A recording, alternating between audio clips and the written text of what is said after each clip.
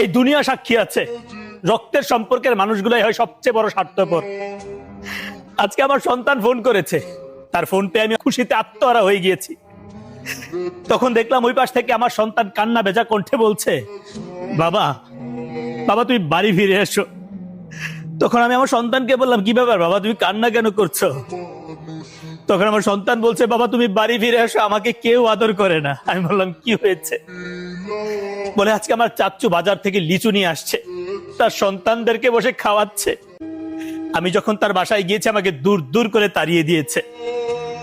তখন আমি চিন্তা করলাম, এই তো আমার সেই ছোট্ট ভাই, যাকে আমার নিজের টিফিনের টাকা বাঁচিয়ে আমি নিজে কত কিছু তার জন্য খাবার নিয়ে আসতাম, আর আজকে সেই ছোট্ট ভাইকে না আমার সন্তানদেরকে অবহেলা করছে।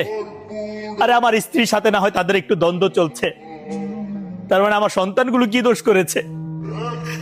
আসলে অবশেষে বুঝতে পারলাম, এই দুনিয়ার মধ্যে রক্তের সম্পর্কের মানুষগুলাই হয় সবচেয়ে বড় বেঈমান, যেটা আসলে আমি আমার এই ছোট্ট ভাইটাকে দিয়ে পেয়েছি আমার জীবনের প্রমাণ।